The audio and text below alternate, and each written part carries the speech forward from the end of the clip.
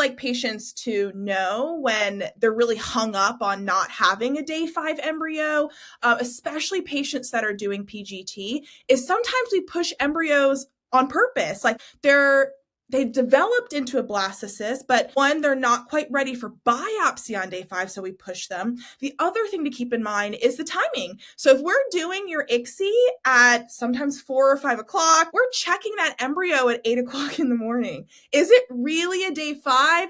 No, it's kind of a day 4.5. So there's so much nuance to it. And I can totally understand patients getting really hung up on those things because there's only so much they can control. And like you said, research is showing, very similar pregnancy rates between the two. So doesn't always end up being as big of a concern as maybe it used to be. I'm so glad you mentioned that because those two factors that you just mentioned are so important. And you just educated our listeners about the nuances, as you mentioned, in terms of day 5 versus day 6.